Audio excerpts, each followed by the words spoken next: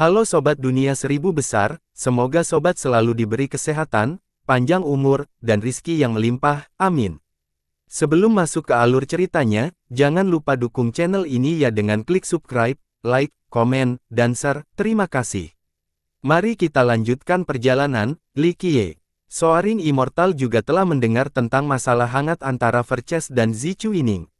Rumor seperti itu sangat merugikan mereka. Bagaimanapun, Zi Chuining akan menjadi simpanan mereka di masa depan atau bahkan ratu kekuasaan. Itu sebabnya mereka tidak ingin mendengar gosip seperti itu terlepas dari apakah itu benar atau tidak. Untuk sekte mereka saat ini, hasil terbaik adalah membunuh Verces. Jika kalian berdua adalah teman lama, silakan datang. Setelah memikirkannya sejenak, instruktur menjawab. Li Qiye tidak dapat menahan tawanya, itulah yang seharusnya terjadi, gaya garis keturunan dengan 5 kaisar. Ini lebih cepat. Instruktur tidak mau menanggapi. Soaring Immortal sebenarnya mengalah. Para penonton di pertandingan benar-benar terkejut melihat pertemuan yang mengizinkan Li Qiye melihat Zi Chuining. Tidak ada yang mengharapkan perkembangan khusus ini. Mereka mengira instruktur akan mencoba menghentikan maka penghentian akan terjadi. Tapi sekarang, mereka secara tak terduga mengakui keheranan penonton. Sekte tersebut telah mendominasi setelah turun ke wilayah ini dengan penaklukan yang tak terhentikan melawan iblis. Mereka tidak punya keraguan untuk melawan siapapun sampai sekarang. Validitas skandal antara Li Qiye dan Sang Dewi tidak menjadi masalah. Yang paling penting, dia akan menikahi Long Aotian tetapi Li Qiye memutuskan untuk ikut campur pada momen penting ini. Ini berarti selama Verces masih hidup, dia akan mencoreng reputasi Soaring Immortal. Yang paling sengit mungkin adalah satu-satunya orang yang bisa memaksa Soaring Immortal untuk menyerah. Seseorang yang datang. Seorang murid kini memimpin jalan menuju Li Qiye yang semuanya tersenyum. Dia dan raja dengan santai memasuki wilayah sekte tersebut. Orang lain akan memperlakukan tempat ini seperti sarang singa. Mereka pasti akan bersiap untuknya tetapi Verces sama sekali tidak peduli, sehingga semakin menarik kekaguman penonton. Sebaliknya, Soaring Immortal siap berperang. Para murid di sini tidak berani bersantai sama sekali. Mereka telah menyiapkan perlengkapan perang lengkap dan menjaga posisi mereka. Ini karena Verces terlalu terkenal. Semua orang tahu tangannya yang berlumuran darah. Ini adalah seseorang yang akan menghancurkan sekte setelah beberapa kata-kata tidak ramah jadi bagaimana Soaring Immortal tidak berhati-hati. Mereka tidak ingin menjadi murid-murid di kapal perang Skyfire, hancur seperti bubur kertas dan mati tanpa kuburan. Tidak butuh waktu lama sebelum murid itu membawanya ke sebuah paviliun tua. Itu melayang di udara dengan tangga yang terbuat dari awan. Itu dijaga ketat oleh para ahli dari Heaven Suppression alih-alih Soaring Immortal. Li bangsawan muda, aku hanya bisa membawamu ke sini. Murid Soaring Immortal diam-diam pergi setelah membawanya ke sini. Ini adalah langkah bijak dari instruktur. Dia tidak ingin bertatap muka dengan Li Qiye secara langsung dan malah melemparkannya ke Heaven Suppression. Itu adalah pilihan kota sekarang apakah dia bisa melihat Sang Dewi atau tidak. Menurutnya, pernikahan antara Chuining dan Aotian telah diputuskan oleh para petinggi dari kedua sekte tersebut, tidak ada yang bisa mengubah hasil ini. Oleh karena itu, dia yakin Verces juga tidak akan mampu memutuskan pernikahan ini. Agar aliansi ini berhasil, Heaven Suppression juga harus berada di pihak mereka saat berhadapan dengan Verces. Berhenti, siapa kamu? Para penjaga yang melindungi paviliun segera mengarahkan senjata mereka ke arah Li Qiye saat dia mendekat. Faktanya, mereka sadar akan situasi dan siapa yang mereka hadapi. Meski begitu, mereka tidak boleh membiarkan dia melihat Zi Chuining. Mereka di sini bukan untuk melindunginya tetapi untuk mengisolasinya agar tidak menghubungi orang luar. Seseorang dengan tingkat kekuasaan tidak membutuhkan perlindungan dari para ahli ini. Mereka hanya berada di bawah perintah Ye Zhou untuk menghindari potensi komplikasi sebelum pernikahan dilakukan. Tentu saja, persiapan Zhou tidak ditujukan untuk Verces, hanya untuk para pembangkang dari Heaven Suppression. Jika dia tahu Verces akan datang, dia akan secara pribadi memimpin area tersebut. Anjing yang baik tidak menghalangi jalan. Li Qiye melirik pasukan yang telah bersiap dan tersenyum. Seorang pemuda keluar dari penjaga. Dia berpakaian bagus dengan jambul tinggi sambil memancarkan cahaya menyilaukan dengan aura kuat seorang bangsawan. Rekan Dawisli, penguasa kota kami tidak berbicara dengan tamu, silakan pergi. Pemuda itu tidak mundur bahkan sebelum Verces. Raja Naga Impian, murid favorit Ye Jiushu. Para ahli berjanji langsung mengenalinya. Dia cukup kuat karena masih sangat muda, sudah setengah menyelesaikan immortal fisik selain melatih seni luar biasa lainnya dari Heaven Suppression. Sayang sekali sang dewi terlalu berbakat sehingga dia ditakdirkan berada di bawah bayang-bayangnya. Seorang ahli yang mengenalnya berkata dengan nada emosi. Itu hampir menjadi tragedi bagi Raja Naga Impian karena pencapaiannya yang luar biasa terlihat kurang mengesankan di hadapan Zi Chuining. Dia tidak bisa menjadi penguasa kota. Itu bukan terserah kamu dan juga bukan terserah dia. Jika aku bilang aku ingin membicarakannya, aku akan melakukannya. Li Qiye menatapnya dan menyatakan dengan acuh tak acuh. Kamu, ekspresi raja berubah jelek. Dia merasa sulit untuk menelan kemarahan ini ketika seseorang datang ke laut besar dan memperlakukan penindasan surga dengan cara ini. Meski mengenal Verces, sektenya juga tidak bungkuk. Selain itu, Master dan Grandmasternya masing-masing adalah Ye Jiushu dan Gu Zun. Li Qiye, semuanya ada batasnya, kamu tidak boleh terlalu agresif atau kamu tidak akan punya tempat lagi untuk pergi suatu hari nanti, terlepas dari betapa luasnya 9 dunia itu. Raja menarik napas dalam-dalam dan tidak mau menyerah. Dia menjawab dengan nada yang sempurna, tidak congkak dan tidak patuh. Tidak perlu terlalu filosofis denganku. Li Qiye berkata sambil tersenyum, saya tidak peduli dengan alasan. Saya akan menghitung sampai 5, jika kalian tidak memberi jalan, saya akan membunuh kalian semua. Para ahli di sini tidak senang mendengar penghinaan seperti itu datang dari seorang junior, yang terlihat dari marahnya mereka. Baik, Li Qiye, aku akan memeriksa seni tertinggimu. Raja tidak mundur dan siap menelepon sampai mati. Dia telah menerima perintah dari alarm untuk tidak membiarkan siapapun melihat penguasa kota. Kamu bukan lawannya, kembalilah. Zi Chuining muncul di paviliun di atas dan berkata dengan serius. Raja ragu-ragu dan berdiri di sana dengan tenang. Dia tidak dalam posisi untuk tidak menaatinya di depan umum. Bagaimanapun, dia masih menjadi penguasa kota. Penampilannya menarik perhatian semua orang. Ini adalah wanita tiada taranya seperti peri, Dewi Laut. Zi Chuining memiliki sikap yang tegas sejak otoritasnya dirampok oleh kelompok Ye Jiushu. Sejujurnya, dia hampir menjadi penjaga rumah. Para penonton menahan napas untuk melihat bagaimana skandal ini akan terungkap. Li Qiye terkekeh setelah melihatnya, tidak buruk.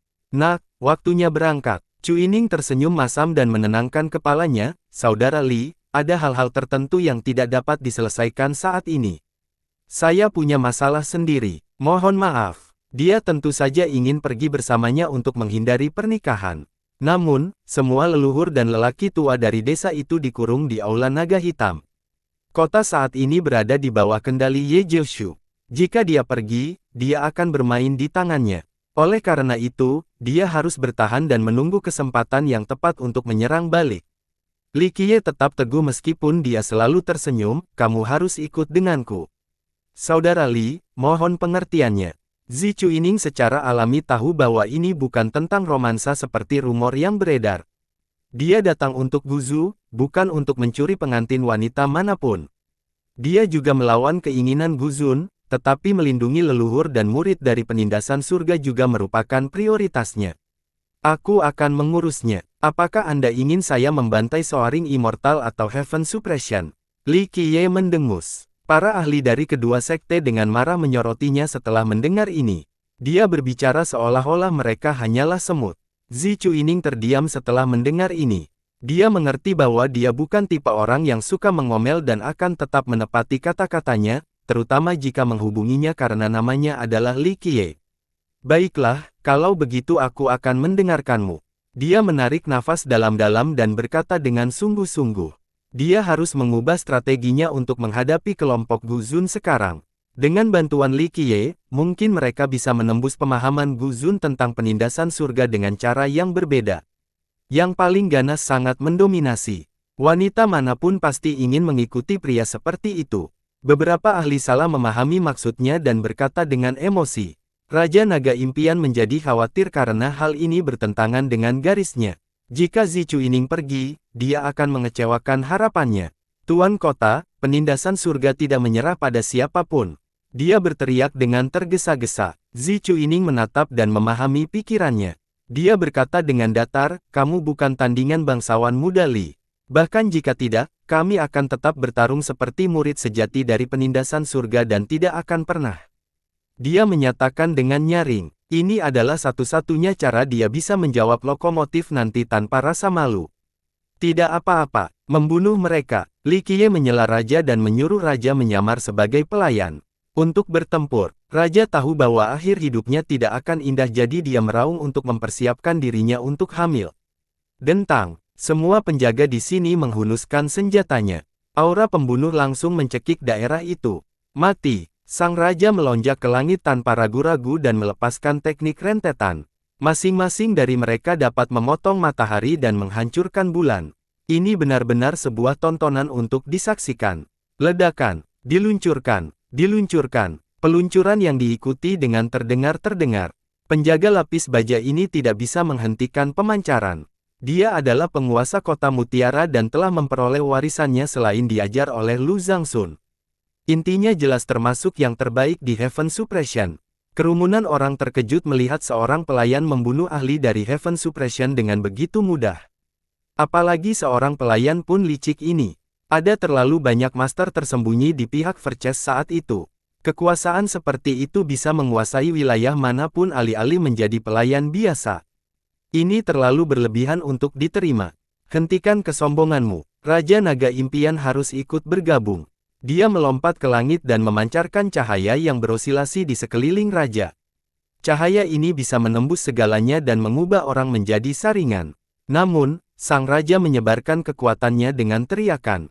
Lingkaran cahaya muncul di sekujur tubuhnya untuk menghentikan sinar yang masuk. Namun, tubuh raja lebih mempesona.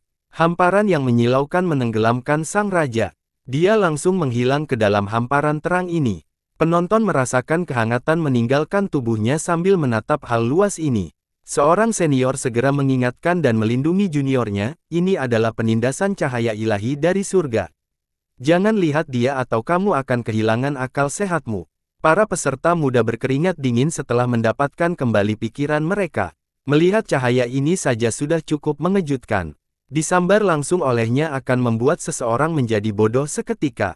Ledakan. Sementara orang-orang kagum pada seni raja, raja merobek lautan cahaya ini dan membuat raja muntah dengan serangan balik. Dia baik-baik saja, seni penghancur jiwa dia gagal mempengaruhinya sedikit pun. Raja terkejut dan mengaktifkan fisik yang ekstrimnya setengah selesai.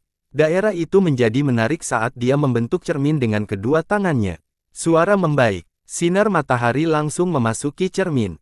Cermin kemudian menyampaikan elemen ini ke dalam kecemerlangan pasang surut. Itu melonjak dengan kecepatan yang tak terhentikan menuju raja. Ingatlah bahwa fisik setengah jadi sudah cukup kuat. Kekuatan ini kemudian digabungkan dengan cermin ilahi yang dibuat secara pribadi untuk raja dan diperkuat ke tingkat yang luar biasa.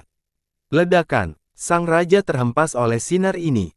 Namun, pagoda kecil di depan dadanya juga menyala saat dia tidak lagi menahannya. Pekikan. Seekor burung merak memekik. Warna-warna cerah yang membentuk layar muncul di belakang raja seolah-olah seekor burung merak sedang melebarkan ekornya. Itu segera menghentikan serangan sinar yang tersisa. Raja merak cerah.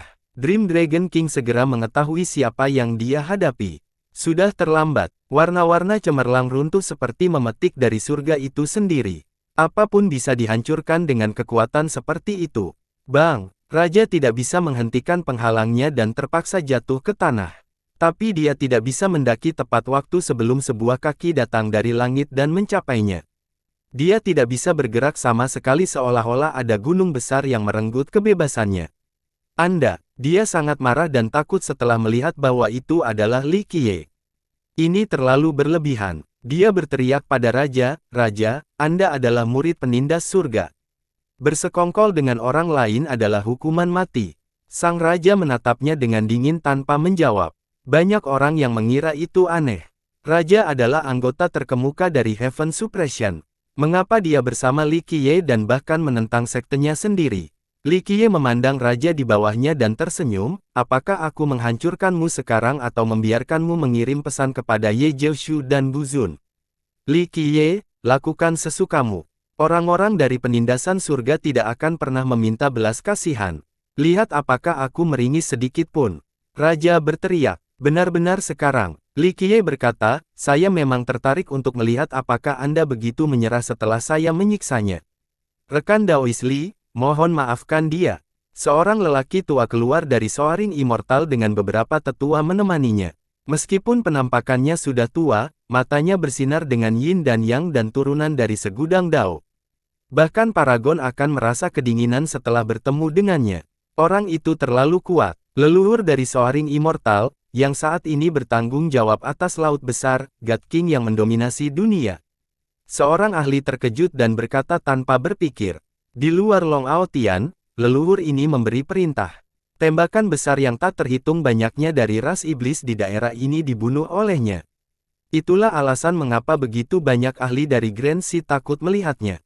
Para penonton berdebar-debar saat melihat leluhur dari Soaring Immortal, semua ingin melihat bagaimana badai ini akan berakhir.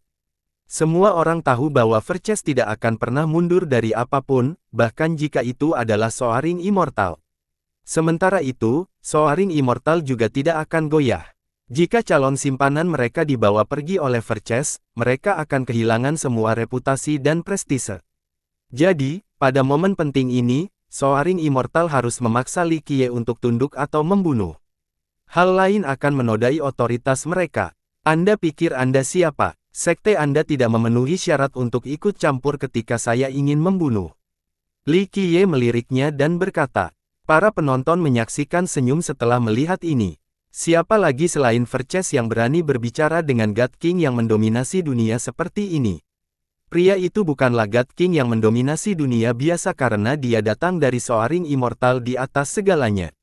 Bahkan God King biasa pun akan dipermalukan di hadapan cerminan publik ini, apalagi God King dari Soaring Immortal.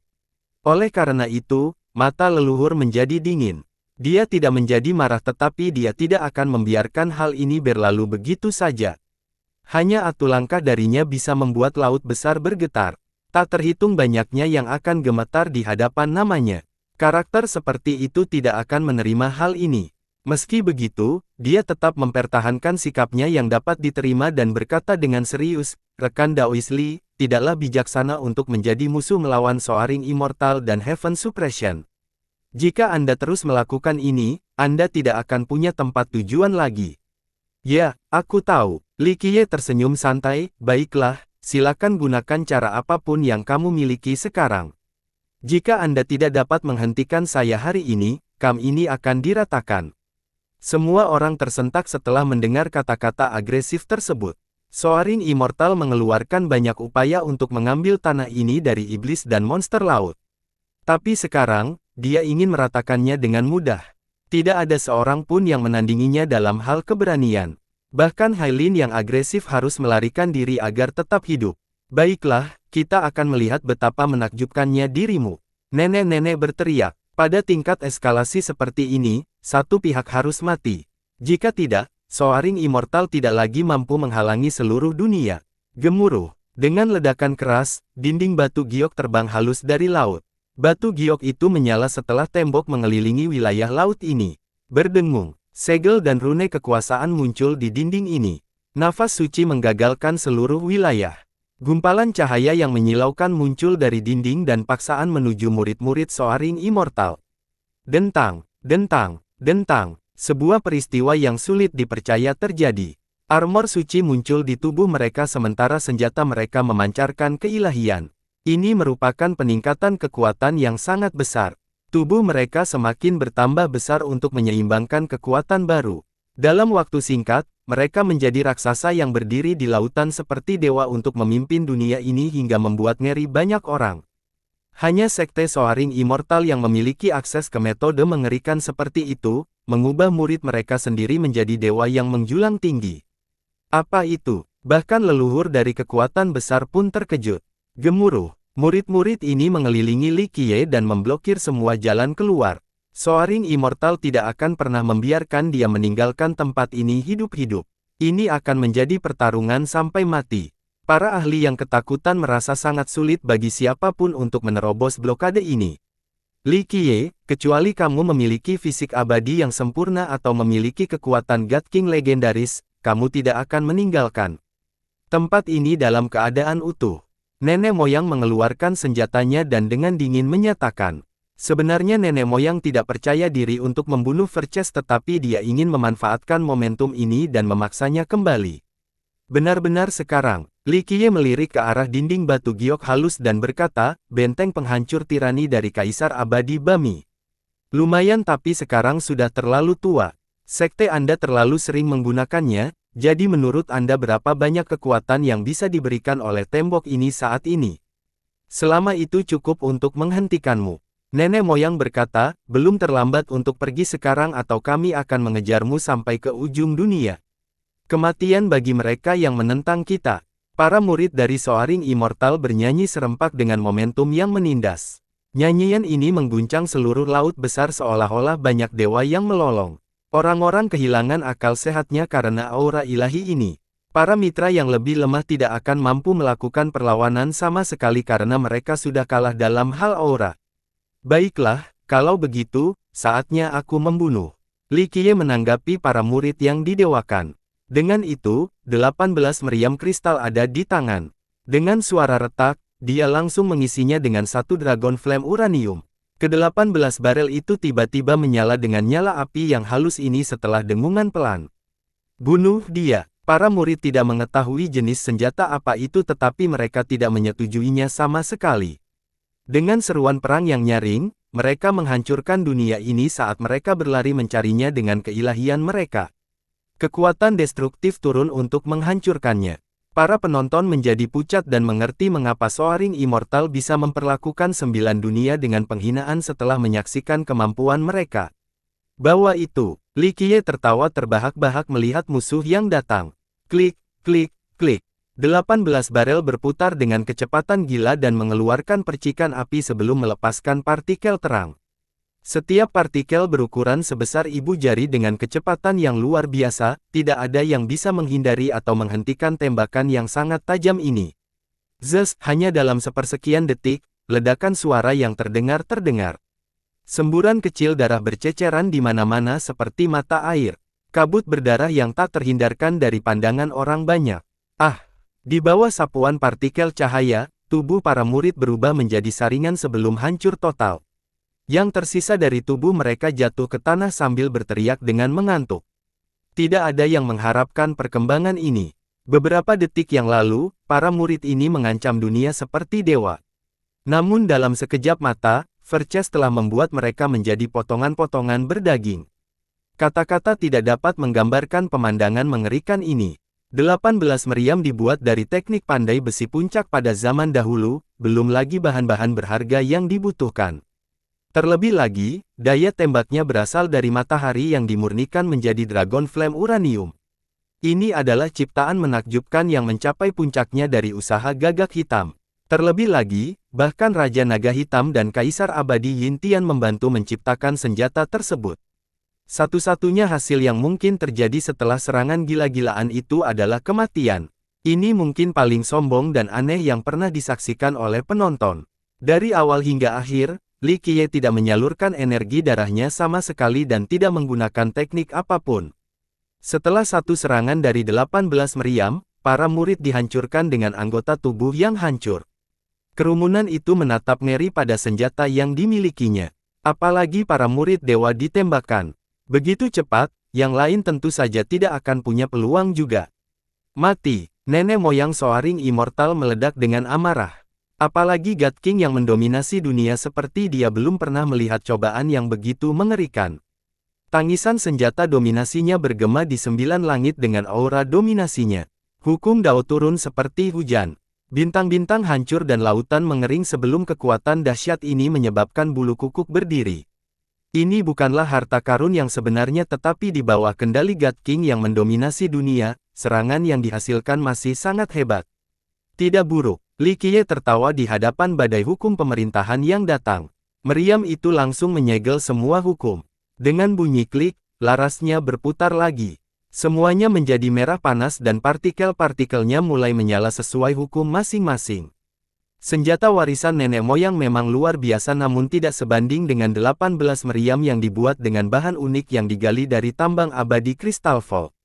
Gemuruh. Setelah serangkaian serangan lagi, leluhur hanya bisa mengalihkan fokusnya dari menyerang untuk bertahan untuk melindungi dirinya sendiri. Dengan cara ini, partikel-partikel tersebut tidak dapat menembus senjata warisannya tetapi dia juga tidak dapat melakukan serangan balik terhadap senjata unik ini. Kerumunan tersentak melihat God King dengan senjata kerajaan dalam posisi bertahan. Mereka kagum dengan senjata mengerikan ini. Sayang sekali senjata pemukulanmu kurang. Ini mungkin menarik jika kamu memiliki harta karun sejati tetapi kamu hanyalah karung tinju seperti ini. Li Qiye menggoda. Ekspresi nenek moyang menjadi masam. Sektenya memiliki banyak senjata pemerintahan tetapi juga memiliki banyak ahli dengan 5 cabang. Unia tidak mungkin membayangkan jumlah God King di sekte ini. Namun bagian terburuknya adalah harta karun kehidupan kaisar abadinya memiliki peringkat yang lebih tinggi baik dari segi material maupun metode pemurniannya. Namun Li Qiye membuatnya terdengar sangat tidak berharga. Ini benar-benar membuat marah tetapi rebusan tidak mungkin dilakukan saat sedang diserang. Klik, Li Qiye memasukkan uranium baru dengan gerakan halus dan cepat kilat. Nenek moyang tidak dapat memanfaatkan momen ini. Dia tidak menyangka ada periode reload. Tiba-tiba, 18 meriam tidak lagi berputar. 3 set 6 tiba-tiba bersatu membentuk 3 barel besar yang mengarah ke arah yang sama. Suara membaik. Barel yang dibundel tiba-tiba menembakkan 3 angkutan seukuran kepalan tangan. Dengan suara keras, pesawat ulang-alik itu langsung mengunci koordinat leluhur dan meledak pada saat yang bersamaan. Segala sesuatu di area itu menjadi abu sebelum sebuah lubang hitam kecil menggantikannya.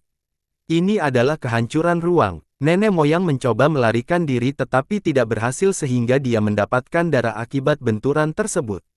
Senjata yang melindunginya masih tidak terluka tapi tidak bisa menyelamatkannya dari pukulan mengerikan itu. Kekuatannya terlalu kuat. Orang lain pasti tulangnya hancur atau bahkan mati. Ledakan. Diluncurkan. Meriam memancarkan banyak gelombang dengan 3 kali ulangan setiap kali. Mereka mengunci area tersebut sebelum meledak dengan ganas.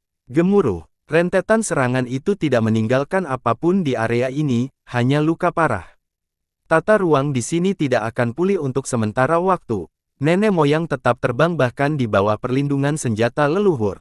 Dia mengumpulkan lebih banyak darah dan benar-benar terkejut meskipun dia adalah seorang God King yang luar biasa. Dia memanfaatkan jeda saat dan segera melintasi ruang untuk melarikan diri. Itulah yang saya tunggu. Namun saat dia melakukan perubahan ruang, Li Qiye langsung menguncinya lagi. Dan 3 tembakan lagi keluar untuk menghancurkan ruang itu. Nenek moyang langsung hancur berkeping-keping dan tidak dapat menggunakan senjatanya untuk perlindungan pada saat-saat terakhir ini. Orang tua yang panik itu ditipu untuk melarikan diri oleh Li Qiye dan langsung jatuh ke dalam perangkapnya. Jika dia menunggu isi ulang secara penuh, mungkin pergeseran spasial itu akan berhasil. Asap masih keluar dari tong. Setelah panasnya mereda, Li Qiye dengan lembut meniupkan asapnya. Bahkan God King yang mendominasi dunia tidak bisa tetap tenang saat menghadapi bahaya. Itu berarti kurangnya pengalaman hidup dan mati. Li Qiye berkata dengan santai. Penonton tidak bisa berkata apa-apa karena rasa takut menguasai mereka. Mereka bergidik setelah melihat senjata di tangan. Kamsoaring Immortal telah hancur total. Bahkan God King yang mendominasi dunia pun tidak bisa lepas dari nasib ini. Senjata seperti itu terlalu menakutkan. Satu-satunya kelemahannya adalah hari ketika amunisinya habis. Pada saat itu, ia tidak mempunyai kekuatan untuk berbicara, hanya sekedar hiasan. Para ahli di sana merasakan hawa dingin merambat di punggung mereka. Beberapa waktu yang lalu, para iblis dan monster laut mengerahkan kekuatan mereka dan tidak dapat merebut kembali wilayah ini. Soaring Immortal membantai dan mengusir mereka. Namun sekarang, Li Qiye menghancurkan camp ini tanpa masalah. Dari mana senjata ini berasal? Seseorang berbisik pelan. Orang-orang mengumpulkan kepala sebagai tanggapan karena mereka tidak tahu asal-usulnya. Hanya beberapa leluhur yang memiliki ikatan mendalam dengan klan Yu yang memikirkan legenda tertentu yang berkaitan dengan senjata tersebut. Inilah alasan mengapa para God King yang kuat merasa takut terhadap Yu. Mereka memiliki senjata yang sangat mengerikan di gudang senjata mereka. Giliranmu sekarang. Li Qiye tersenyum pada Raja Naga Impian. Pria itu juga merasa ngeri dengan wajahnya yang pucat. Dia belum pernah melihat senjata mengerikan seperti ini sebelumnya dalam hidupnya. Saya akan melakukannya sendiri. Dia tahu bahwa tidak ada jalan keluar hari ini. Pria itu cukup tangguh dan bunuh diri alih-alih menunggu Li Qiye. Bang! Dia jatuh ke tanah dengan darah menetes dari mulutnya dan membahas kematian. Zi Chuining dengan lembut menghela nafas setelah melihat ini. Meskipun rajanya adalah murid Ye Jiushu dan bagian dari kudeta, dia tetaplah murid penindas surga. Setidaknya, dia tidak mengecewakan reputasi mereka dengan mengemis sebelum mati. Oke, selesaikan itu. Sayang sekali, di mana penerus Heaven Suppression itu? Dia menyingkirkan 18 meriam dan membungkus tangan. Di tengah perbincangan, para penggarap tidak berani mengatakan apapun. Prestasi pertempuran ini sudah cukup menjelaskan. Satu pertanyaan muncul di benak mereka, mungkinkah Long Aotian benar-benar memiliki peluang untuk mengalahkan Verces? Denari King telah terkenal sejak Soaring Immortal turun ke Grand Sea. Dia menantang dunia dan mengalahkan semua orang setelah pertempuran 10 hari 10 malam. Namun kini, aksi paling sengit membuat penonton kembali berinvestasi pada diri mereka sendiri. Akhirnya, Li Qiye pergi bersama Raja dan Zi Chuining di hadapan banyak orang yang diam. Setelah meninggalkan wilayah laut ini, Chuining berkata kepada Raja, "Terima kasih telah membantu saya selama masa sulit ini. Jika Anda tidak melindungi harapan kota kami, saya yakin para bangsawan lainnya akan bergabung dengan Ye Jiushu. Tuan kota, ini adalah tanggung jawab saya dan alasan keberadaan Mutiara." Raja menjawab dengan hormat. Li Qiye menatap ke arah Zi Chuining dan berkata dengan nada datar, "Nak, kamu memiliki tombak darah abadi jadi pergi tidaklah sulit. Apa alasanmu tinggal di Heaven Suppression? Para tetua semuanya terjebak di Aula Naga Hitam jadi aku tidak bisa mengabaikan mereka begitu saja." Dia berkata, "Li Qiye tidak setuju, Anda tidak dapat membuka segel di sana karena Gu Zun mungkin membutuhkan satu generasi untuk memahaminya sehingga itu bukanlah sesuatu yang dapat Anda lakukan. Mereka hanya terjebak dan belum mati, jadi tidak ada gunanya bagimu untuk tetap di sana." Zi Chuining sepertinya ingin mengatakan sesuatu tetapi dia menahannya. "Nak, sebaiknya kamu tidak menyembunyikan apapun di depanku." Li Qiye mendengus. Gu Zun cukup aneh saat ini. Chuining mengalah. "Bagaimana?" Li Qiye bertanya. "Saya tidak dapat menentukannya." Chuining merenung sejenak, "Saya baru mengetahui baru-baru ini dari leluhur San. Sebelum era Dao sulit, budidaya Gu Zun telah dilumpuhkan oleh sang patriark dan kemudian dia dipenjarakan di dalam jurang. Sebelum kematiannya, leluhur Lu akhirnya keluar untuk penangguhan hukuman sebentar. Zhang Sun terlalu lembut." Li Qiye terkekeh, "Gu Zun adalah seseorang yang bisa membalas bahkan dengan satu nafas tersisa. Lalu bagaimana jika budidayanya hancur? Dia masih bisa memulainya kembali dengan mudah sebagai salah satu dari 10 jenius eonik. Ini bukan pertama kalinya budidayanya hancur sehingga dia masih bisa kembali ke puncak." Zi Chuining tidak memberikan tanggapan karena Li Qiye tepat sasaran. Setelah kematian Zhang Sun, Ye Jiushu dari cabang Gu Zun mulai mendapatkan lebih banyak kekuatan di Heaven Suppression. Sementara itu, Raja sangat terkejut. Dia belum pernah mendengar tentang budidaya Gu Zun yang lumpuh sebelumnya. Bahkan Lu Zhang Sun dan leluhur San merahasiakannya darinya. Rahasia apa yang terlibat dalam semua ini?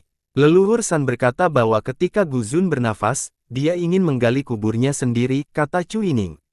Lalu dia menghilang setelahnya. Li Qiye langsung mengerti, tidak ada gunanya bahkan jika Zhang Sun menyaksikan dengan matanya sendiri. Dia perlu mencincangnya, menghancurkan takdir aslinya, sekarang itu adalah kematian yang nyata. Leluhur, tidak pantas baginya untuk memuji leluhurnya. Aku tahu, Lu Zhang Sun tidak bisa melakukannya karena Gu Zun adalah saudara ipar Raja Naga Hitam. Li Qiye berkata dengan datar, orang itu memandang Raja sebagai ayahnya. Dia tahu bahwa Raja telah berjanji kepada orang lain untuk tidak membunuh Gu Zun sehingga dia juga tidak tega melakukannya. Pria itu sempurna, selain terlalu manusiawi. Orang dapat dengan mudah menebak apa yang terjadi setelahnya. Begitu Gu Zun kembali, semuanya menjadi berbeda. Bahkan tidak mungkin jika Lu Zhang Sun ingin memenjarakannya lagi. Dia juga tidak mengatakan apapun tentang posisi Ye Jiushu di kota karena pria itu dianggap tidak bersalah pada saat itu. Raja Naga Hitam tidak menghukumnya. Selain itu, dia benar-benar bekerja keras dan berkontribusi di kota. Jadi, baik secara logika maupun hukum, dia tidak boleh dirugikan hanya karena gurunya adalah Guzun. Guzun tidak takut pada Lu Zhangxun, dia hanya mengumpulkan lebih banyak kekuatan. Terus terang, dia juga tidak mencoba bersaing dengan leluhur Musan atau dia akan mengambil kendali penuh, mengingat siapa dia. Li Qiye menenangkan. Dia secara alami tahu bahwa Guzun sedang bersiap menghadapinya. Tentu saja, dia juga menginginkan perbendaharaan di Heaven Suppression. Jika dia bisa membukanya, dia akan mengaku tidak takut pada Kaisar Abadi. Ceritakan padaku tentang temuanmu. Li Qiye memberitahu Chu Yining. Dia akhirnya menatap dengan serius dan menjawab dengan keraguan, saya rasa ini bukan Guzun. Agak menarik. Lanjutkan. Li Qiye tersenyum dan berkata, saya juga tidak terlalu yakin. Secara keseluruhan, sangat aneh melihatnya setiap saat karena rasanya berbeda. Dia tampak sangat lemah seolah-olah seseorang telah menghabiskan energinya, atau lebih tepatnya, sepertinya seseorang telah mengambil alih mayatnya. Hanya itu yang bisa saya katakan. Chu Yining tidak tahu bagaimana pengungkapannya. Tidak ada jalan. Jika itu bukan Guzun, Ye Zhou pasti sudah mengetahuinya. Raja merasa skeptis. Itulah bagian yang paling aneh. Zhou tidak bereaksi sama sekali seolah-olah semuanya normal. Jawab Chu Yining. Dia kemudian mengerutkan kening dan melanjutkan, saya pikir seseorang mungkin menggunakan Guzun untuk meyakinkan ke kota kita dan mengambil alih. Saya khawatir tentang kolusi eksternal. Ini adalah alasan lain mengapa dia ingin tinggal. Dia bertujuan untuk mencari tahu kebenaran di luar sekedar menyelamatkan leluhur. Nak, kamu tidak mengerti Guzun dan Ye Zhou, tidak peduli apakah Zhou orang baik atau jahat, tetapi ada dua hal yang tidak akan pernah dia lakukan. Pertama, khianati Guzun. Kedua, berlangsungnya penindasan surga. Selain itu, ada sesuatu yang tidak Anda dapatkan juga. Guzun tidak akan pernah menyerahkan Heaven Suppression kepada orang luar. Dalam pikiran, itu miliknya. Tentu saja, dia bisa beradaptasi dengan Anda untuk memegang kendali karena Anda adalah ahli waris yang sah. Pada akhirnya, Lu Zhangxun, leluhur San, dan Anda semua adalah bagian dari cabang utama, yang berhak mewarisi kota. Jadi, jika orang luar ingin mengambil alih Heaven Suppression, Guzun akan menjadi orang pertama yang menyerang balik. Dengan itu, dia tertawa dan berkata, Guzun mungkin bajingan tapi dia menjunjung tinggi beberapa prinsip dalam hal-hal tertentu. Dia belum sepenuhnya celaka. Lalu bagaimana jika tubuh Guzun benar-benar diambil alih? Chu Yining tetap khawatir. Li Qiye tidak setuju dengan gagasan ini, kamu masih belum tahu dan meremehkannya. Kenyataannya adalah tidak ada seorang pun di dunia ini yang dapat merebut tubuhnya. Terlebih lagi, kesetiaan dan pengabdian Zhou kepada Guzun tidak perlu diragukan lagi. Jika ada yang mengambil alih tubuh kegembiraan, dia akan menjadi orang pertama yang melawan mereka. Lalu apa yang sebenarnya terjadi? Chu Yining bingung. Guzun selalu berbeda dalam hal status dan ekspresi. Bagaimanapun juga, seorang petarung setingkat Guzun tidak akan begitu stabil dengan lehernya yang konstan. Dia juga yakin orang yang dilihatnya bukanlah orang palsu. Pada akhirnya kamu akan mengetahuinya. Li Qiye mengungkapkan senyuman misterius, teruslah menonton tayangannya. Jawabannya akan segera terungkap. Chu Yining dengan cemas berkata, bagaimana dengan leluhur yang terperangkap? Meski tampak seperti kecelakaan, dia yakin Guzun melakukannya. Hanya saja dia tidak punya bukti untuk ditunjukkan. Li Qiye membuka istana takdirnya dan mengeluarkan sebuah hukum. Hukum itu kemudian berubah menjadi kunci dan dia menyerahkannya, ambil dan buka aula naga hitam. Benar-benar, dia berkata dengan skeptis. Bahkan nenek moyang mereka di sana tidak bisa membukanya kecuali orang luar seperti Li Qiye yang bisa membukanya.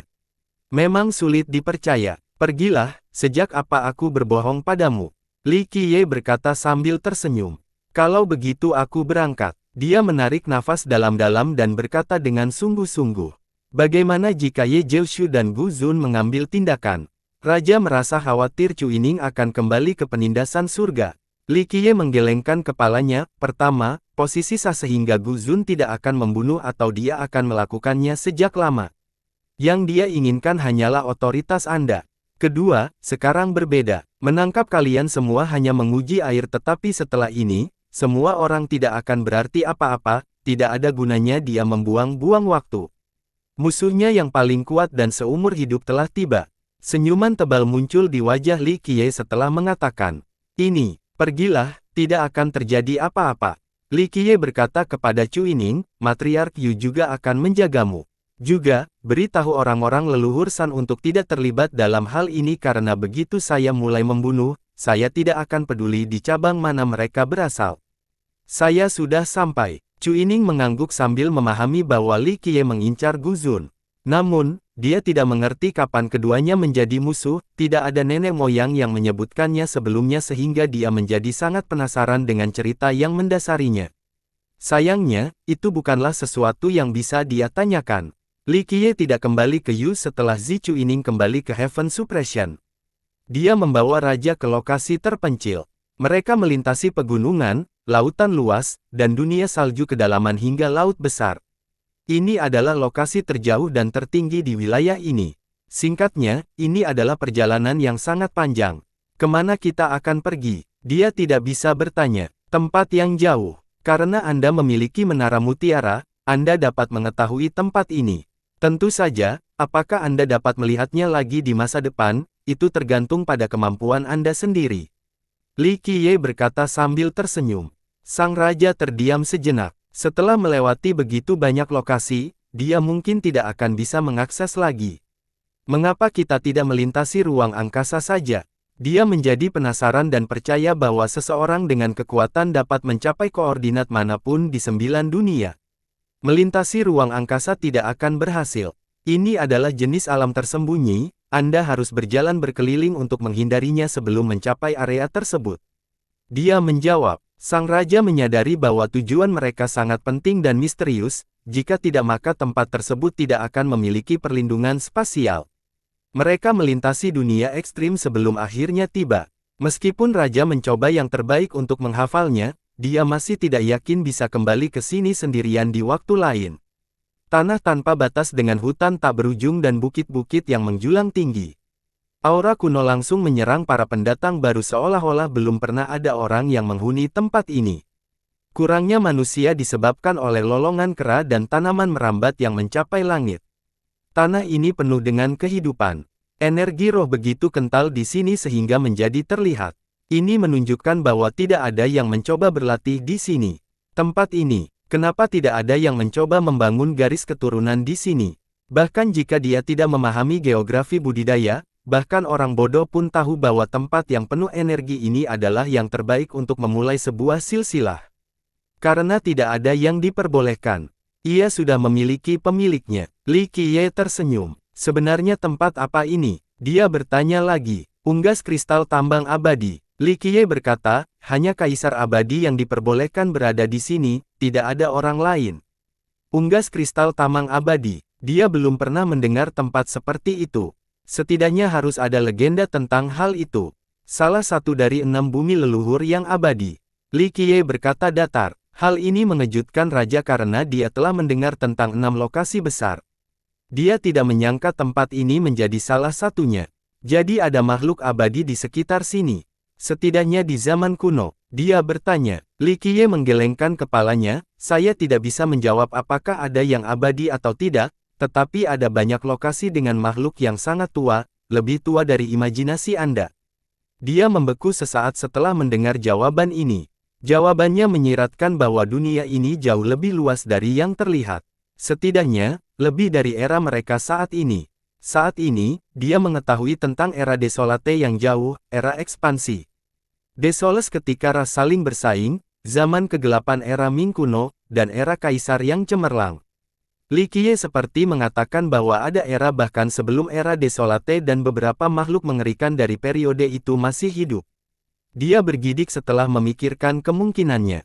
Bayangkan saja, siapapun yang masih bisa hidup dari usia tersebut akan menimbulkan badai setelah datang ke dunia ini lagi. Sementara raja mencerna informasi dengan takjub, keduanya berhasil sampai ke dasar tebing. Dia tersenyum dan berkata, bersihkan tempat ini sedikit dan buang kerikilnya. Jika kami mengunjungi tuan rumah kami harus melakukannya dengan benar. Kecerdasan raja kembali. Dia melihat sekeliling dan melihat tanaman merambat, rumput liar, dan batu di mana-mana. Dia adalah karakter terkemuka dan terkenal di Grand Sea. Seseorang yang hadir seperti dia yang melakukan pekerjaan kasar akan mengejutkan penonton manapun. Namun, dia tidak mengeluh sama sekali dan menyingsingkan lengan bajunya untuk mulai memotong tanaman merambat dan memindahkan batunya. Tangannya yang seperti batu giok menjadi kotor karena lumpur karena rajin bekerja. Seseorang yang bertikai dia tidak akan kesulitan memindahkan gunung dan memindahkan sungai. Namun, setelah mendengarkan Li Qiye, dia tidak berani melakukan apapun yang dianggap merugikan sehingga dia membutuhkan waktu. Orang lain akan merasa kasihan pada wanita cantik yang melakukan kerja keras di tempat terpencil ini, tidak ada yang sanggup menontonnya. Namun, Li Qiye tidak peduli. Dia menutup matanya dan tidak repot-repot mengawasinya melakukan pekerjaan kasar. Dia akhirnya membersihkan tempat ini setelah beberapa usaha. Sebuah gua tanpa dasar akhirnya terungkap. Li Qiye akhirnya berdiri dan tersenyum. Dia mengetuk pintu masuk dan berkata, "Oke, sekarang sudah subuh. Bangun." Mengetuk adalah cara yang salah untuk menjelaskannya. Dia membantingnya, menyebabkan pintu masuk berguncang dengan dentuman keras. "Bajingan mana yang merusak mimpi indahku?" Suara dengki datang dari kegelapan. Li Qiye mewakili lengan bajunya ke arah raja. Dia gemetar dan tahu bahwa ini adalah keberadaan yang tidak boleh dia lihat jadi dia pergi diam-diam. Sebuah bayangan muncul dari pintu masuk. Ia berakhir maju mundur seolah-olah tidak bisa berjalan lurus, hampir pingsan karena kelaparan. Begitu terungkap, orang-orang akhirnya melihat penampakannya, seekor burung pegar yang kekurangan gizi dan kurus. Bulunya jarang, siapa yang tahu sudah berapa lama ia kelaparan. Bahkan semua bulunya hampir rontok. "Bajingan, kamu siapa? Jika kamu bukan kaisar abadi, aku akan menghancurkanmu sampai mati karena mengganggu tidurku." Meski terlihat sedih, ia tetap menyilangkan sayapnya dan berkata dengan garang, "Ayam, sudah berapa lama kamu bertugas hingga sekarang terlihat seperti ini?" Li Qiye tersenyum gembira, "Teman-temanmu benar-benar menganiaya kamu. Mereka bersembunyi di dalam gua dan menghirup energi abadi saat Anda mati kelaparan." "Siapa kamu?" Mata burung pegar yang ditakuti menjadi dingin. "Tatapan tajam ini bisa membunuh siapa saja." "Baiklah, saya di sini untuk menagih hutang Anda. Sudah lama sejak kunjungan terakhirku, tapi kamu seharusnya tidak melupakanku dulu." Dia menolak sebagai tanggapan. "Kotoran." Burung pegar itu langsung melompat-lompat beberapa kali, tidak lagi merasa pusing. Ia kemudian mundur beberapa langkah dan menatap Li Qiye. "Apakah reaksi berlebihan itu perlu? Ini bukan pertama kalinya aku ke sini." Li Qiye sudah terbiasa dengan reaksi orang-orang seperti itu. "Kaulah gagak terkutuk itu, burung pegar, atau kristal Vol," meneriakinya. "Benar, tidak ada hadiah." Li Qiye cukup terhibur saat ini. Burung pegar tidak ingin mendengar jawaban ini meskipun itu kebenarannya. Ia tampak kalah dan menundukkan kepalanya, "Tidak ada hal baik yang akan terjadi dari kunjunganmu." "Tunggu sebentar." Burung pegar itu tiba-tiba mendongak dan menyorotnya lagi, "Kamu tidak hanya membawa gadis ke sini, kamu mendapatkan tubuhmu kembali." "Benar lagi, masih belum ada hadiahnya." Li Qiye berkata, "Sedangkan untuk gadis itu, hanya mengajaknya berkeliling. Itu urusannya sendiri apakah dia bisa mendapatkan sesuatu atau tidak." Gagak terkutuk, "Milik kami tidak ada ketentuanmu. Berhentilah datang ke sini karena kita tidak punya apa-apa saat ini." Burung pegar itu mengeluh dengan tidak senang. "Kita sudah berteman begitu lama, apakah kamu benar-benar harus menolakku bahkan sebelum aku mengatakan apapun?" Li Qiye sama sekali tidak terburu-buru, "Mungkin sebaiknya kau mengundangku untuk minum teh dan kita bisa ngobrol sebentar atau apalah." Unggas itu menatap Li Qiye dengan matanya di sebelah dan berkata, "Hehehe, burung gagak terkutuk, mengundangmu masuk sebentar." Ia berhenti sejenak dan dengan keras berkata, "Kami pasti sakit kepala untuk mengizinkan Anda masuk. Bukankah Anda sudah cukup meminum kristal abadi dari kami namun Anda masih menginginkan lebih? Ditambah lagi, bagaimana jika kamu tidak pergi sampai kamu mendapatkan apa yang kamu inginkan, lalu apa yang akan kita lakukan?" "Aku benar-benar orang seperti itu."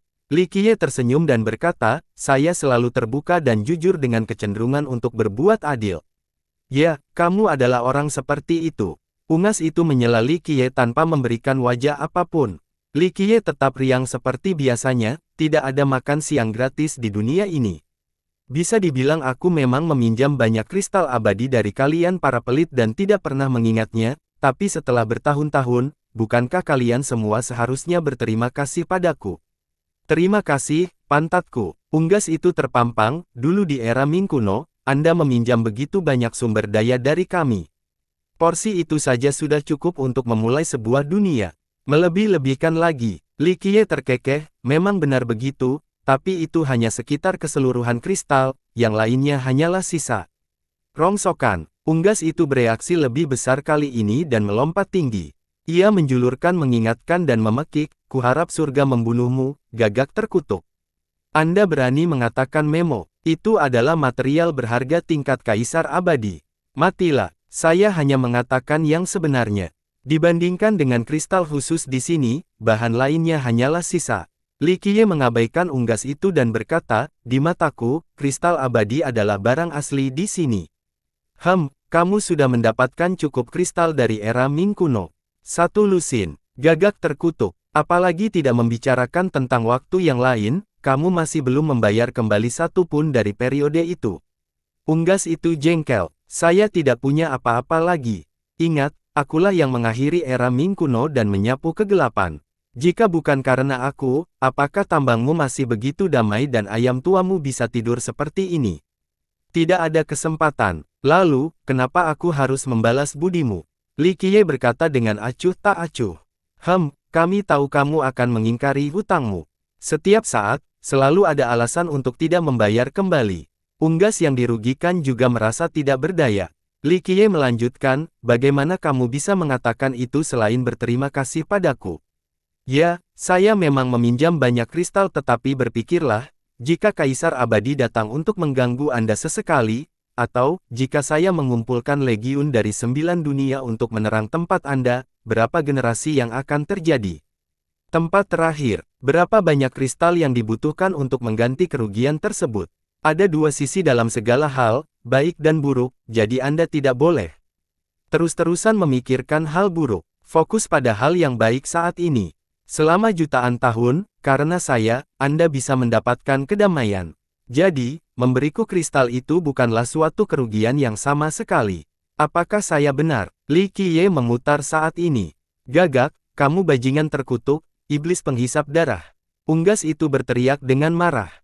Aku tahu aku bajingan. Li Qiye tersenyum santai, tapi, sekarang setelah teriakanmu selesai, kamu tidak lagi marah, kan? Saatnya berbicara bisnis. Kamu di sini hanya untuk meminjam lebih banyak kristal. Nah, di generasi ini, kami hanya bisa memberi Anda 5 kristal karena Anda sudah meminjamnya 2 generasi lalu. Ya, paling banyak 5. Unggas itu tahu untuk apa Li Qiye berada di sini tetapi dia harus menyetujuinya. Li Qiye memang datang ke sini untuk apa yang disebut, sisa-sisa, di generasi Kaisar Abadi Yin Tian. Tentu saja, sisa-sisa ini adalah barang abadi yang berharga jika orang lain berada. 18 meriam kristal Yu dibuat dari sisa-sisa tambang abadi unggas kristal. 5 tidak cukup untuk memuaskan nafsu makanku. Li Qiye meyakinkan dan menolak. Unggas itu menyorotkannya sebagai tanggapan, gagak, kamu harus berhenti meminjam terlalu banyak dari kami. Ingat, terakhir kali Anda berjanji kepada kami untuk membawa kembali para pengungsi tetapi saya tidak melihat mereka sekarang, namun Anda masih punya wajah untuk datang dan meminjam lebih banyak. Aku tahu, Li Qiye terkekeh, tetapi itu adalah dua hal yang berbeda. Saya hanya berjanji untuk menemukan mereka saat itu tetapi saya tidak bisa, jadi bagaimana saya bisa menangkap dan membawa mereka kembali ke sini? Unggas yang menjaga di sini tidak takut pada orang yang mengaku masuk atau penjajah. Tugasnya adalah menghentikan orang-orang dari dalam berlari ke dunia luar. Aku tidak percaya kisahmu. Ada hal yang tidak dapat kamu temukan di dunia ini. Tidak mungkin, hanya saja kamu tidak pernah benar-benar mencoba mencarinya. Ia menyambut sebagai tanggapan. Li Qiye menggelengkan kepalanya, sekarang semuanya sudah berlalu, tidak perlu ada kebencian. Mari kita fokus pada kristal abadi, saya membutuhkan jumlah tertentu kali ini.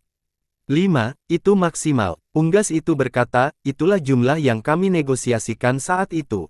Apalagi ketika Kaisar Abadi mendorongnya, apakah mereka mendapat 5 atau tidak adalah situasional. Dan karena Anda telah meminjam beberapa barang baru ini, yang bisa Anda dapatkan hanya 5 sekarang.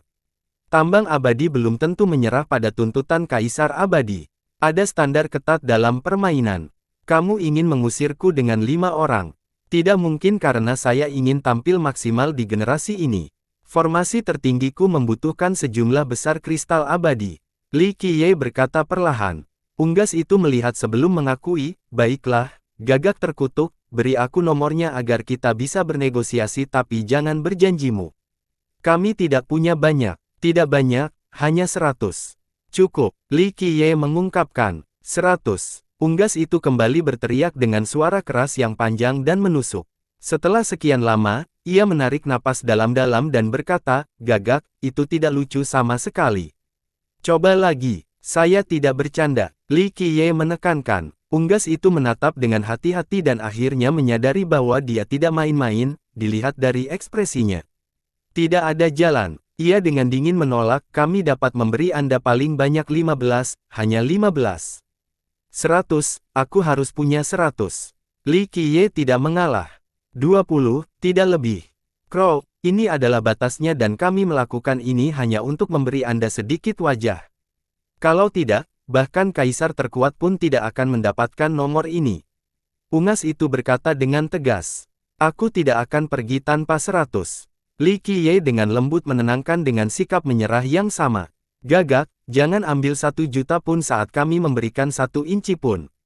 Unggas itu berubah dingin, selama jutaan tahun, kerjasama kita dapat dianggap bermanfaat, itulah sebabnya kami menyetujui permintaan Anda untuk mendapatkan kristal. Namun, meminta 100 berarti melewati batas. Anda tidak hanya menyerang kami saat ini tetapi hanya ingin membunuh kami.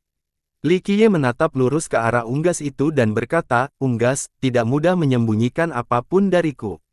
Kalau begitu, mari kita bicara angka, tidak perlu membicarakan dahulu kala-kala.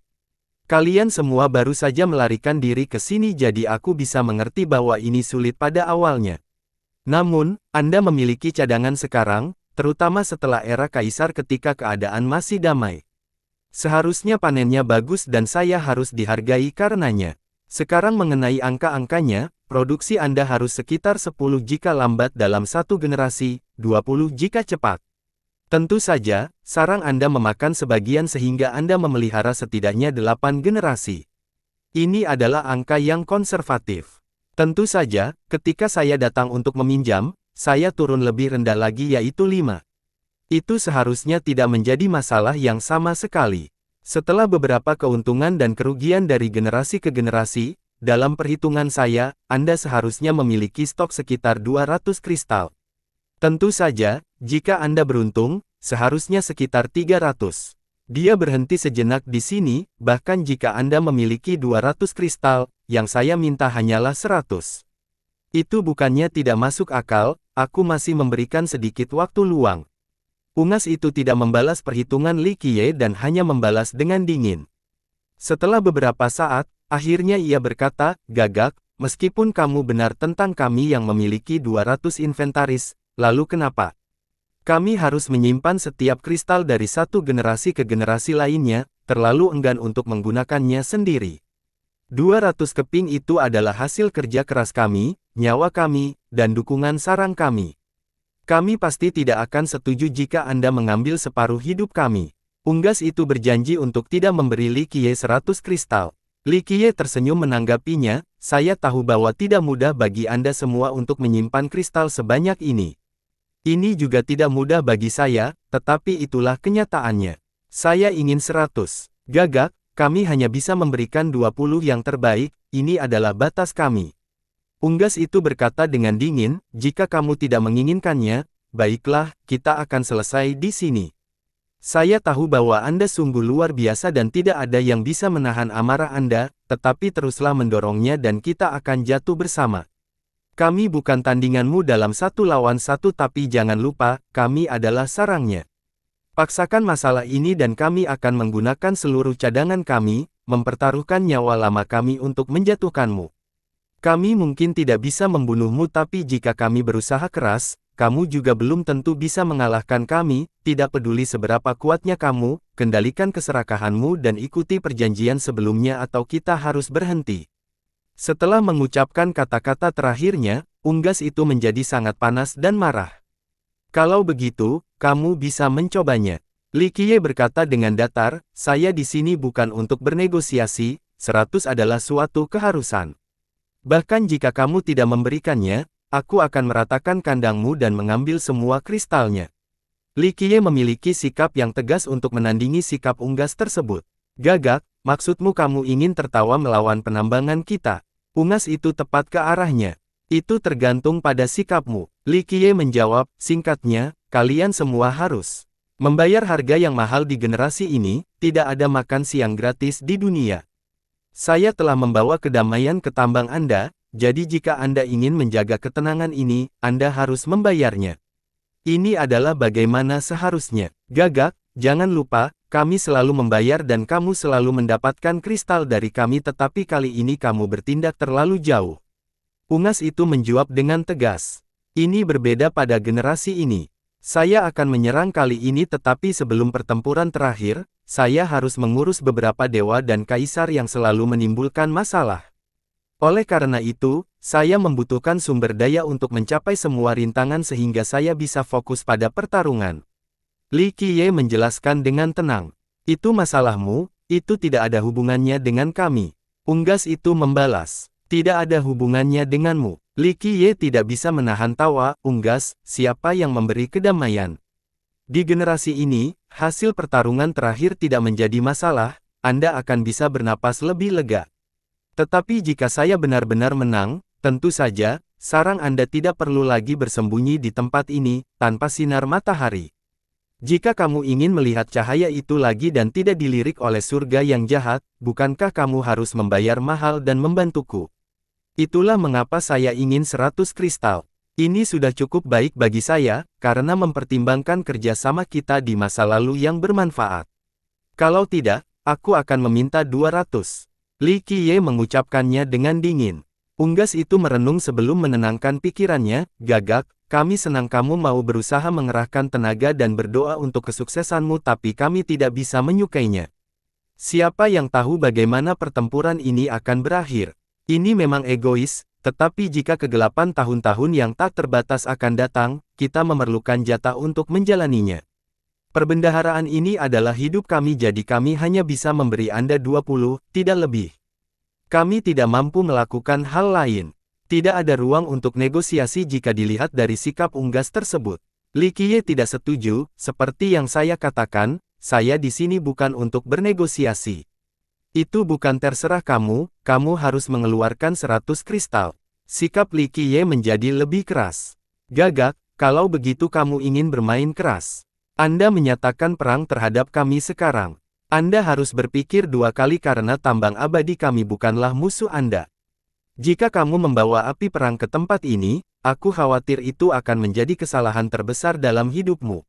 Saya tidak akan menyangkal bahwa tambang Anda memang luar biasa kuatnya sebagai salah satu dari 6 bumi leluhur. Bahkan kaisar pun tidak bisa menerobos tambangmu atau tempat ini pasti sudah diambil alih oleh orang lain. Namun, apa yang mustahil bagi seorang kaisar belum tentu mustahil. Tergantung apakah saya bersedia atau tidak, apakah usaha saya menghasilkan hasil. Seperti yang Anda katakan, kami telah bekerja sama dengan baik di masa lalu. Itulah alasan mengapa saya begitu ramah dan tulus daripada membawa pasukan saya ke sini dan meminta kristal. Li Qiye menatap lurus ke arah unggas itu. Gagak, kamu meremehkan kami. Anda mungkin memiliki banyak metode dan pasukan tetapi itu tidak berarti Anda dapat mengambil alih milik kami. Unggas itu meninggikan suaranya. Tidak, aku tidak bermaksud mengelilingi milikmu hari ini. Saya akan menunjukkan satu hal kepada Anda. Setelah melihat item ini, kamu dapat memutuskan apakah akan memberiku 100 kristal atau tidak. Li Qiye berkata sambil tersenyum. Mata unggas itu menjadi serius. Barang apa? Benda yang sangat kuno hanya ada dalam legenda, lebih tua dari apapun di dunia ini. Li Qiye mengeluarkan pilar kristal, benda yang langsung menekan Peacock Bright. Monarch, unggas itu tidak terlalu peduli pada pandangan pertama, tetapi setelah beberapa saat, dia tampak seperti baru saja melihat hantu.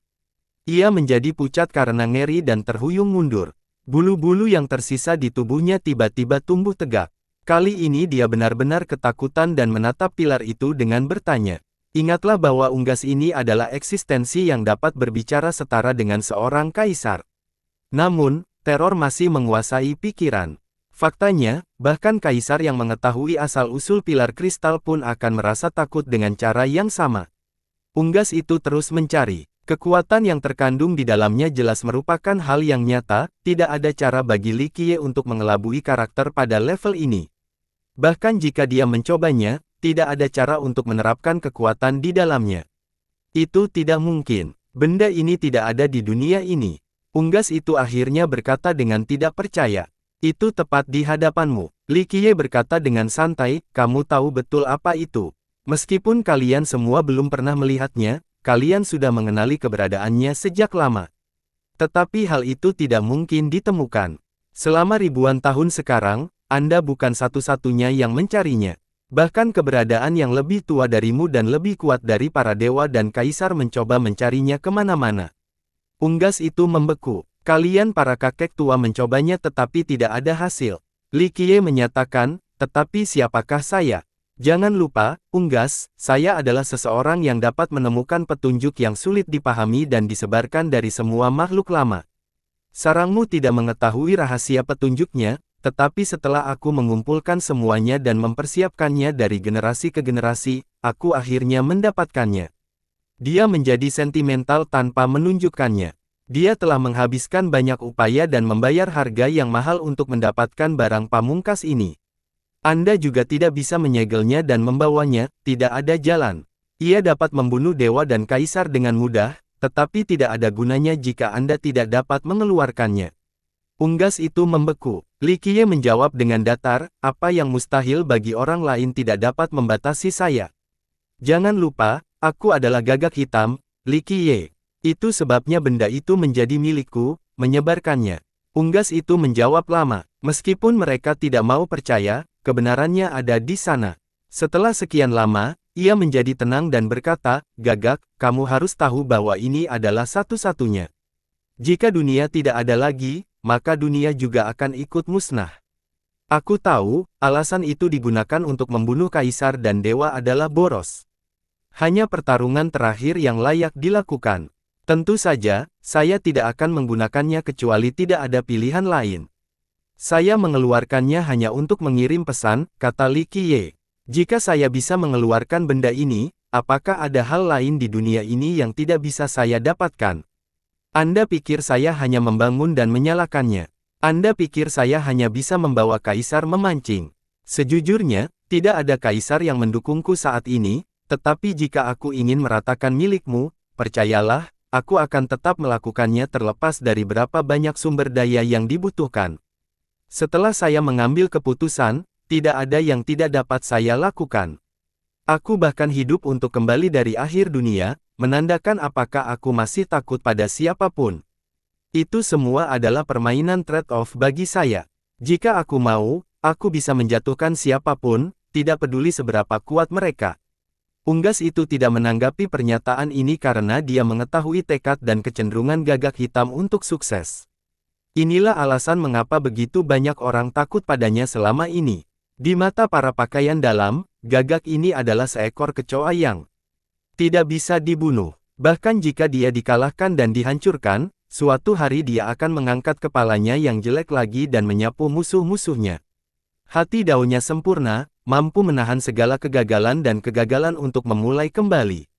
Dia melihat ke arah unggas itu dan berkata, jadi sekarang, perhatikan barang pamungkasku baik-baik, mencatat 100 kristal baik-baik saja atau tidak sekarang. Apakah ini pemerasan? Unggas itu berkata dengan nada tidak berdaya. Anda bisa melihatnya seperti itu. Apapun yang terjadi, pertarungan terakhirku akan membuatmu mendapatkan kemenangan yang secercah, membuatmu bisa beristirahat. Li Qiye berkata sambil tersenyum. Tetapi jika kamu kalah, kegelapan akan meliputi segalanya. Atau dunia tidak akan ada lagi. Unggas itu merengut. Li Qiye menjawab, terus kenapa? Anda belum pernah melihat matahari sejak Anda mulai bersembunyi di sini. Apakah penting jika kegelapan menangkapmu? Kemungkinan terburuknya, ini hanya akan menjadi sedikit lebih merepotkan dari sekarang. Tapi setelah kegelapan, menunggu kemakmuran baru, mungkin tambangmu akan mendapat panen yang bagus. Itu sebabnya kamu harus mendoakan kemenanganku agar bisa melihat fajar lagi. Bukankah itu menyenangkan? Belum pernah ada orang yang sukses sebelumnya. Nada suara Unggas menjadi semakin lemah, dalam setiap kapal, begitu banyak yang telah mencoba tetapi pada akhirnya apa hasilnya? Saya tidak perlu mengatakan lebih banyak tentang hasil penurunan mereka. Kalau begitu tunggu dan lihat. Saya tahu Anda bisa hidup sampai hari ketika saya mati atau sukses. Selamat, Anda mungkin bisa menyaksikan keajaiban yang belum pernah terjadi sebelumnya. Dia berkata dengan santai. Unggas itu memerlukan waktu sebelum menarik napas dalam-dalam dan menatap Li Qiye. Ia dengan sungguh-sungguh berkata, Gagak, saya bisa menyetujui permintaan ini tapi saya sendiri tidak bisa memutuskannya. Saya perlu berbicara dengan orang lain. Saya tahu Anda bisa karena Anda selalu begitu persuasif dalam memberitahu mereka berinvestasi pada saya dengan transaksi sebelumnya. Saya yakin kali ini tidak akan menjadi masalah dan akan menunggu kabar baik Anda. Unggas itu menyala dan menghilang ke dalam gua yang tak berputar-putar. Faktanya, mereka sebenarnya tidak punya pilihan. Entah itu memberi 100 kristal atau perang. Di masa lalu, mereka mungkin memiliki kepercayaan diri dalam melawan burung gagak atau setidaknya berhasil mempertahankan gua mereka. Namun hal ini tidak lagi terjadi. Saat dia melihat item pamungkasnya, dia tahu bahwa inisiatif ada di tangan gagak, bukan mereka. Gagak itu juga benar. Jika dia bisa mendapatkan item pamungkas ini, apakah ada hal lain di luar jangkauannya? Mereka tidak bisa membayangkan jenis sumber daya dan metode apa yang masih dia miliki. Beberapa saat berlalu, gua tanpa dasar itu masih sunyi. Li Qiye diam-diam menunggu dengan sabar. Faktanya, dia sangat yakin atau dia tidak akan meminta 100 kristal. Setelah sekian lama, Unggas itu muncul kembali dengan dada yang sangat kuno. Ia menatap Li Qiye dan berkata, Gagak, kamu menang. Kami setuju untuk memberi Anda 100 kristal abadi. Li Qiye tidak terkejut sama sekali, terlihat dari senyumannya, kamu selalu luar biasa dalam memimpin dengan wawasan yang luar biasa. Hanya sedikit yang bisa menjadi tandinganmu di dalam gua. Gagak, tidak perlu menyanjungku. Ini merupakan diturunkan, hanya satu kali saja. Kami berharap tidak dapat bertemu Anda lagi selama 10 generasi. Unggas itu berkata dengan sedih. Meskipun Li Qiye tidak menunjukkan belas kasihan kali ini, mereka masih mengakui kompromi ini dan memilih untuk bekerja dengannya lagi. Jadi kalian semua masih ingin bekerja denganku. Perjanjian lama masih berlaku. Li Qiye tertawa dan berkata, jangan lupa, kamu masih berhutang kristal pada kami dari sebelumnya. Unggas itu berkata dengan ekspresi tegas. Aku belum lupa tapi jangan kamu juga lupa, kedamaian yang kamu nikmati saat ini adalah berkat aku. Aku mungkin akan menghiburmu beberapa kristal, tetapi kamu belum membayar kembali waktu damai ini, jadi kita seimbang. Jawabannya adalah memilih untuk tidak menjawab. Inilah alasan mengapa mereka bekerja sama dengan Dark Crow. Yang lain tidak bisa menawarkan masa damai, bahkan Kaisar Abadi yang sangat berkuasa sekalipun. Ini adalah sesuatu yang hanya bisa dilakukan oleh Gagak Hitam. Kristal itu milikmu sekarang. Saya harap Anda selalu bisa menyapu semua musuh Anda. Unggas muram itu perlahan mendorong peti itu ke arah Li Qiye. Li Qiye mengulurkan tangan untuk mengambilnya tetapi unggas itu tiba-tiba mundur dan merawatnya. Apa? Saya tahu Anda tidak menyesali keputusan tersebut. Li Qiye tidak cemas sama sekali. Gagak terkutuk. Kamu berjanji padaku untuk menemukan orang-orang itu saat itu. Kamu masih belum memenuhi kewajiban ini.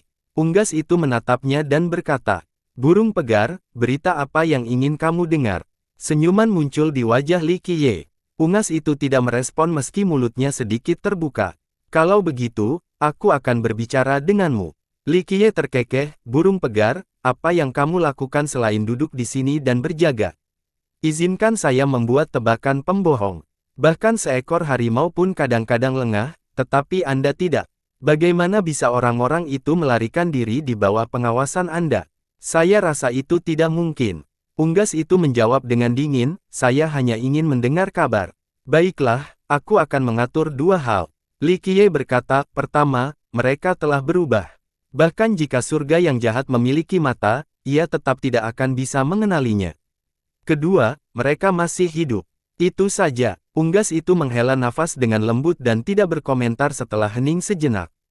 Di lokasi rahasia yang dipenuhi kabut di laut besar dengan pohon sala hijau, seorang pemuda mendekat dengan postur tubuh yang tiada taraf. Kedatangannya menghilangkan semua kabut. Pria ini memiliki aura abadi dengan banyak fenomena visual yang menyertainya. Temperamennya yang tertinggi akan membuat orang lain ingin tunduk kagum. Seolah-olah dia adalah seorang kaisar di masa mudanya. Bumi dan Dao beresonansi dengannya dengan penglihatan dan nyanyian pujian. Orang bisa dengan mudah membayangkan betapa kuatnya dia. Long Aotian, ini adalah nama dalam legenda. Orang-orang mengundang pangeran kerajaan. Pandangan sekilas pada pohon sala dengan seorang pria sedang bermeditasi di bawah. Dia tampak cukup tua meskipun rambutnya berwarna hijau. Kematian sepertinya sudah dekat, ini adalah senja terakhirnya. Dia mengenakan jubah abu-abu dan duduk santai di sana tanpa ekspresi apapun. Senior Guzun, Long Aotian tetap menemukan senior meski dia tidak menunjukkan auranya. Ingat, ini adalah pangeran kerajaan generasi ini. Dia tidak akan merayakan gelar kehormatan seperti itu dengan mudah. Guzun adalah salah satu dari 10 jenius eonik dan saat ini bertanggung jawab atas adegan di balik Heaven Suppression. Dia tidak begitu terkenal tetapi mereka yang benar-benar tahu tentang kekuasaan sangat menghormati dia. Pangeran wilayah, kesenangan itu milikku. Kata Guzun datar tanpa niat berdiri untuk menyambut Aotian. Long Aotian menatap dengan mata yang mengamati segudang Dao, menatap ini menembus Yin dan yang seolah ingin melihat menembus Guzun. Guzun duduk di sana, tidak gelisah seolah tidak terjadi apa-apa. Tampilannya yang mengerikan tidak bisa mempengaruhi dirinya sama sekali. Senior, Anda secara pribadi telah menyetujui pernikahan ini dan Heaven Suppression akan mendukung kami. Namun, penguasa, kotamu menolak pernikahan ini namun kamu hanya diam saja. Ini bukan perjanjian antara Anda dan Sekte Soaring Immortal saya. Kata Aotian perlahan, masalah pernikahan bukanlah kita berubah pikiran atau mengingkari perjanjian. Guzun dengan lembut menenangkan, ini datang dari Li Qiye. Dia ingin merebut kehendak surga sehingga dia memandangmu sebagai lawan dan berniat menggunakan ini sebagai cara untuk menyakiti hati Daomu. Ini akan membuat jalan masa depan menjadi lebih mudah. Hati Daoku tidak mudah terguncang. Aotian berkata, tapi, senior, kelambananmu kali ini benar-benar membuat orang bertanya-tanya. Akankah Heaven Suppression memberi kita jawaban yang dapat diterima? Aotian datang dengan nada mengutuk. Orang lain tidak akan berani berbicara seperti ini di depan Guzun tetapi tidak dengan Aotian karena pencapaiannya yang luar biasa, apalagi sektenya. Dia sudah cukup menghormati Guzun dengan menemukan, senior. Guzun sepertinya tidak memperkan nada agresifnya sama sekali masalahnya, agak tidak ada artinya bermaksud untuk melakukan apapun, kesempatan tersisa untukmu. Ketenaran Li Qiye sangat luar biasa saat ini, seperti matahari di tengah hari, kandidat tahta yang paling menjanjikan. Jika Anda bisa membunuh, tidak ada orang lain yang berani melawan Anda di Mortal Emperor lagi. Li Qiye hanya akan menjadi tumpukan tulang di bawah kakimu. Pada saat itu, Anda bisa mendapatkan kembali keindahannya dan mendapatkan pemujaan dari orang-orang di 9 dunia. Jika saya mengambil tindakan, itu akan memberikan kesempatan kepada Anda. Yang lain hanya akan mengatakan bahwa saya telah menyebutkan Li Qiye karena dia adalah bagian dari generasi muda. Guzun berbicara dengan cara yang menyenangkan dengan argumen yang masuk akal. Aotian sedikit bercampur dan tidak bisa membalas. Jika ini masalahnya, izin. Tapi bolehkah saya bertanya, apa yang sedang dilakukan Nona Chuining? Kenapa dia pergi dengan Li Qiye? Aotian berbicara, kamu tidak perlu khawatir tentang itu. Tuan kota telah kembali ke penindasan surga. Guzun menjawab, pernikahan sudah ditetapkan. Yang perlu Anda lakukan sekarang hanyalah mengalahkan Li Qiye dan memikul kehendak surga sesegera mungkin. Itu adalah jalan yang benar. Senior, kamu juga tidak perlu khawatir tentang itu. Li Qiye mungkin terkenal saat ini, tetapi begitu aku melihatnya, aku akan memenggal kepala anjingnya dan mengorbankan darahnya untuk saudara-saudaraku yang sudah meninggal. Aotian berbicara dengan penuh keyakinan. Dia tidak bisa disalahkan karena memiliki keberanian seperti itu. Grand Dao-nya lengkap selain memiliki seni 5 kaisar dan immortal fisik yang lengkap. Satu-satunya hal yang kurang darinya saat ini adalah kehendak surga. Di matanya, tidak ada pemuda lain yang bisa menandinginya di masa kini. Hanya masalah waktu sebelum dia membunuh Verces. Gu Zun menjelaskan, tidak sulit bagi seseorang yang memiliki kekuatanmu untuk membunuh tetapi dia juga memiliki raksasa yang mendukungnya. Misalnya, fisik abadi yang telah tamat dari Akademi Dao Surgawi dan Putri Benua Tengah. Jangan meremehkan mereka, hanya fisik abadi yang telah selesai, ada lebih dari satu di dunia ini. Itu satu hal jika orang ini tidak keluar tetapi jika mereka ingin ikut campur, saya akan melihat seberapa kuat mereka. Kata Aotian dengan percaya diri. Hanya sedikit orang di zaman sekarang yang meremehkan fisik yang megah, Aotian adalah salah satunya. Dia percaya bahwa kemampuannya saat ini cukup untuk menantang siapapun. Padahal, rasa percaya pada dirinya bukan karena memiliki sifat arogan. Sejak debutnya, dia belum pernah merasakan kekalahan sebelumnya dan telah membunuh God Kings. Pangeran Kekaisaran, jangan berpuas diri. Prestasi Anda hari ini tiada taranya tetapi ingat, 2 kepalan tangan tidak dapat menangani 4 tangan. Anda harus bersiap untuk ini dan meminta leluhur Anda untuk menjadi pelindung Dao Anda. Jika Anda tidak bisa mengatasi rintangan ini, Anda tidak bisa menjadi kaisar dan memenangkan hati si cantik. Yakinlah, senior, leluhur Long akan menjadi pelindung Dao saya dan secara pribadi keluar jika perlu. Dia akan meratakan Akademi Dao Surgawi. Mereka yang melawanku dan Soaring Immortal akan dibunuh tanpa ampun. Dia berkata dengan tegas. Tentu saja, Gu Zun mengangguk, dengan leluhur panjang, tidak ada yang berani menghalangi jalanmu dan memenuhi legenda garis keturunan yang memiliki 6 kaisar. Senior, tidak perlu membuang energi untuk mengutuk masalah Li Qiye. Aotian berkata, tetapi Anda harus berhenti menonton dengan tangan terlipat tentang satu hal karena kita adalah persekutuan. Apa itu? Ucapkan saja kata dia dan Heaven Suppression akan melakukan yang terbaik tanpa mengucapkan satu keluhan pun. Kata Gu Zun, penindasan surga adalah kekuatan utama di laut besar. Saat ini, beberapa sisa iblis dan monster laut bersembunyi di kedalaman. Saya perlu senior memberi saya beberapa panduan untuk memeriksa. Saya ingin secara pribadi mendokumentasikan mereka untuk menciptakan fondasi warisan yang tak tergoyahkan di laut besar. Mata Aotian menjadi dingin dengan aura yang menindas setelah pernyataan ini. Oh, masalah ini. Gu Zun tersenyum, hanya hal sepele, jangan khawatir, Heaven Suppression akan menyenangkan. Setan dan monster laut ini tidak dapat mencapai puncak.